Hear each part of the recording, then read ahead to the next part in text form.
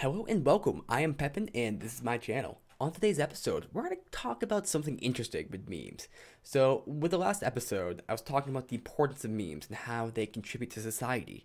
And this episode, I want to talk about meme mutation and how this affects things. So, let's get into this.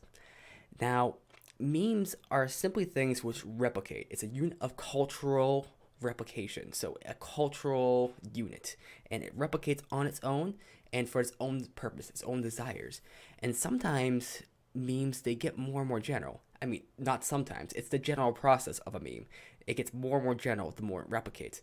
And some people look down upon this, but I think it's actually a beautiful, beautiful thing. So here is an instance. So Rickroll. People are familiar with Rickroll. You know, that Rick Astley video that comes out of nowhere. It's like, oh, hey, I just got Rickrolled. But did you know? Rickroll was actually something a little bit different once in the past. So Rickroll started out as Duckroll. So this is how it worked out. So you would be on 4chan. I mean, I would never be on 4chan, but other people were on 4chan. And there would be someone saying, hey, news, news, news. Halo 2 is coming out. Here's the trailer. And then they would post a link to the trailer. But instead of being a link to the trailer, it would be a link to a picture of a duck rowing.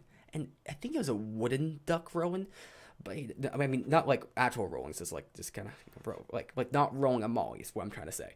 But the duck would be rolling, and so people would be very disappointed, be let down, and they'd be tricked. And that was kind of the whole thing with it. I mean, just trolling is this basic trolling. You build up someone's expectation, and then you kind of let them down, like miserably. And duck rolling became Rick rolling because people got sick of the whole duck thing. I mean, honestly, duck roll was kind of stupid, I think. So they upgraded to Rick roll. Instead of getting a duck rolling in its grave, you got Rick Astley doing his thing. He's just kind of talking and it's being like, never gonna give you up or let you down or turn around and hurt you. And this song was chosen for some reason, who knows what reason. The memes know all, and it is definitely infuriating. And also sometimes you just see it and you're like, okay, I'll keep listening to the song because that's the meme.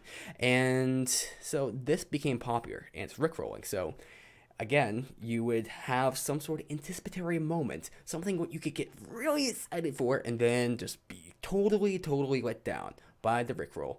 Now, it's nothing to do with Rick Astley in particular, and that's kind of what makes it so good and so innocuous, is Rick Astley is not associated. I mean it's not like you're getting sent a picture of Tub Girl or Goatsy or anything. It's not a shock image. It's just so innocuous. I mean, how can you hate that face? And that guy dancing, and the fence. Oh my god, that fence. But this is where it gets important. So as this Rick Astley meme started spreading, as Duck Roll became Rick Roll, and it's the same general concept. So you can see the meme transferred over well to a new medium. The same formula is there.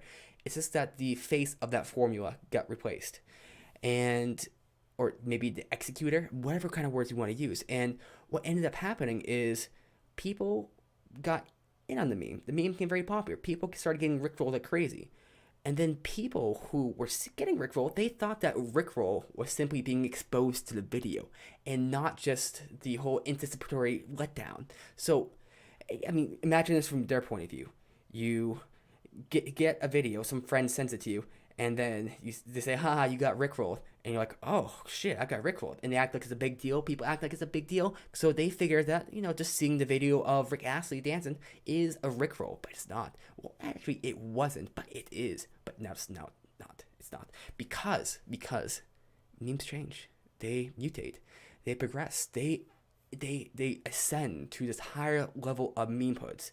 And we can talk about genesis and how memes come to begin with, and how they're all part of the same unified meme space, expanding across the time horizon. But it's not to say that this is a bad thing, because it's not a bad thing. So this meme started out very specific, and now it's getting more and more general. Now, in order to meet the criteria of this meme, you just have to send the person the video. And I was in that group where people just showed me the video, like, hey, look at this. Oh, Rick rolled. And I'd be like, that wasn't a Rick roll, but it was. I just wasn't up on the times. I did not appreciate the meme for what it was. And the meme is trying to replicate itself because memes are taking over. Memes are the future. Memes are the way that we are going to be living not too long from now. And I welcome this. This is what we want. And so they mutate into a way which is more akin to their true form, their revealed form. They burn off the embers of silence and become fruitful through such means as replication through our brains. And this is why I think that we need to look further and see what is beyond these simple transitions, because it's not just that this meme went through this general transition, and it's not that it's not going to go through another transition. It's more that there is something greater happening. And this greater thing is the approaching to the memetic singularity. So you got that right. Memetic singularity. So we are approaching a singular meme. And I call this meme the definitive memeplex, or the ultimate meme, the one and the true only. And this will be a generality because you might think that the nuance is lost, and definitely is. But as we get more and more general with the memes, this allows the memes to replicate more and more frequently, more and more fast. And really, they all start out as one. So they're just converging back and on themselves.